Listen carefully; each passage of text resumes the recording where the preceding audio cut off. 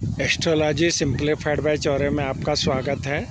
आज हम बात कर रहे हैं कि ज्योतिष शास्त्र के अनुसार बुढ़ापे में अपनी संतान क्यों धोखा देती है, उसके योगों के कारण क्या है, वो हम बात करेंगे। ज्योतिष शास्त्र के अनुसार वृद्धावस्था में संतान से उपेक्षा, कष्ट या धोखा मिलने के मूल कारण जन्म कुंडली में ग्रहों के विशिष्ट अशुभ स्थितियां होती है। कुंडली का पंचम भाव संतान का भाव, पंचम भाव का स्वामी और संतान कारक गुरु यदि पीड़ित हो तो बुढ़ापे में संतान से बाधा आती है। यहाँ बुढ़ापे में संतान से धोखा मिलने के जो खतरनाक योग हैं उनके बारे में हम चर्चा करेंगे। पंचम भाव पे पाप ग्रहों का प्रभाव, राहु, शनि, केतु। यदि पंचम भाव में शनि, राहु या केतु स्थित हो या इन पर दृष्टि डाले तो संतान स्वार्थी हो सकती है या माता पिता से दूर रहकर उपेक्षा कर सकती है। पंचमेश का छठे भाव में, आठवें भाव, 12वें भाव में होना, यदि संतान भाव का स्वामी जिसे पंचमेश कहते हैं, कुंडली के अशुभ भाव जो छठे, आठवें और 12 भाव, दिक भाव जो रहते में बैठ जाए तो संतान से सहयोग के बजाय संघर्ष और अपमान मिलता है। गुरु चांडाल योग के बारे में बात करें तो गुरु राहु की जो युति होती है, यदि कुंडली में देवगुरु बृहस्पति राहु के साथ युति में हो तो ये संतान को गलत राह पर ले जा सकती है, जिससे कि वे बुढ़ापे में सम्मान नहीं देता है।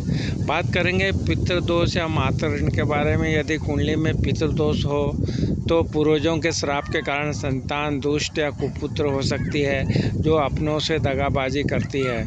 पंचमेश का नीच राशि में होना, यदि पंचमेश नीच राशि में है, जैसे मेष का शनि या कर्क का मंगल स्थित हो, तो संतान कमज़ोर बुद्धि वाला या माता पिता के प्रति विद्रोही हो जाता है। बात करेंगे ज्योतिषी उपाय को। गुरुवार को पीले वस्त्र या हल्दी का दान करें। गुरु को मजबूत करने के लिए केले के वृक्ष की सेवा करें। हनुमान चालीसा का पाठ करें ताकि पापी ग्रहों का प्रभाव कम हो सके। ये सामान्य ज्योतिषीय मान्यताओं पर आधारित है। कुंडली का पूर्ण विश्लेषण किसी विशेषज्ञ ज्योतिष से करवाना उचित रहता है। आज जो हमने चर्चा की कि ज्योतिष शास्त्र के अनुसार संतान का सुख और बुढ़ापे में उनकी सेवा मुख्य रूप से कुंडली के जो हम पंचम भाव या पंचम भाव के स्वामी और संतान के कारक बृहस्पति की स्थिति पर निर्भर करती है। यदि ये तीनों कारक अशुभ ग्रहों के प्रभाव में है तो संतान बुढ़ापे में उपेक्षा, कष्ट या धोखा दे सकती है। बुढ़ापे में जो संतान से कष्ट मिलने के जो हमने ये खतरनाक योगों की बात की, उसमें हमने बात की कि पंचम भाव और राहु का संबंध हो। यदि कुंडली में पंचम भाव में राहु स्थित हो और पंचमेश के साथ राहु की युति हो तो संतान पथभ्रष्ट हो सकती है। ऐसे संतान अपने माता पिता के प्रति विद्रोही हो सकती है और स्वास्थ्य के लिए उन्हें धोखा दे सकती है। गुरु चांडाल योग के बारे में बात करें तो संतान के मुख्य कारक ग्रह बृहस्पति का संबंध राहु या केतु के साथ होता है तो ये गुरु चांडाल योग बनाता है। इस योग के कारण संतान का स्वभाव क्रूर हो सकता है। वह बुढ़ापे में सेवा करने के बजाय कष्ट दे सकता है। जैसा हमने बात की पंचमेश का दूसरे स्थान या तिक भाव 6, 8, 12 भाव में होना, यदि संतान भाव का स्वामी पंचमेश कुंडली के छठे, 8वें या 12वें भाव में जाकर बैठ जाए, वहाँ अशुभ ग्रहों से पीड़ित हो जाए तो जातक को संतान सुख मिलने में भारी कठिनाई आती है। ऐसी स्थिति में अक्सर माता पिता से दूर रहती है या उनकी देखभाल नहीं करती हैं। पंचम भाव पर शनि मंगल का कुरु प्रभाव, जब पंचम भाव पर शनि की नीच दृष्टि हो या मंगल के साथ शनि की युति संतान भाव को प्रभावित करे तो संतान और माता पिता के बीच वैचारिक मतभेद बहुत गहरे होते हैं। शनि के प्रभाव से संतान में संवेदनशीलता की कमी आ सकती है, जिससे वह बुढ़ापे में माता पिता को अकेला छोड़ सकती है।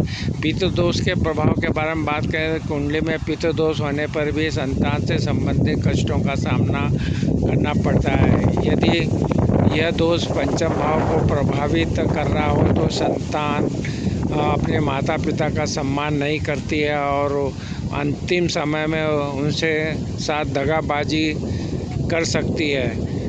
हम बचाव के लिए जो ज्योतिषी उपाय हैं उनके बारे में बात करें तो इस नकारात्मक प्रभाव को कम करने के लिए ज्योतिष शास्त्र में सुझाव दिए गए हैं। गुरुवार का दान करना, संतान सुख और गुरु को मजबूत करने के लिए गुरुवार को पीली वस्तुएं जैसे चने की दाल, केले का दान करना, सूर्य को जल चढ़ाना।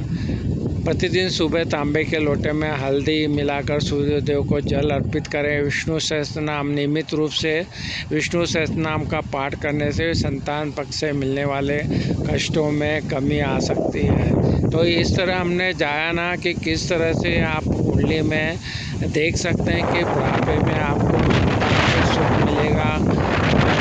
सुख न मिलने के जो कारण है वो आप अपनी जन्म कुंडली का विश्लेषण किसी योग्य ज्योतिषी से करा के जो उनका आकलन करके वो आपको मार्गदर्शन दे सकता है और उपायों के बारे में सही जानकारी दे सकता है। तो आपसे निवेदन है कि आप हमारी जो चैनल है एस्ट्रोलॉजी सिंप्लीफाइड बाय चौरे पे उपलब्ध सभी वीडियो का भी अब लाभ उठाइए और ये वीडियो पसंद आए तो ज़रूर इसको शेयर कीजिए जिससे सब इसका लाभ उठा सके। आपने हमारे चैनल को सब्सक्राइब किया, वीडियो को लाइक और शेयर किया, इसलिए आप सबका बहुत बहुत धन्यवाद। प्रणाम प्रणाम प्रणाम।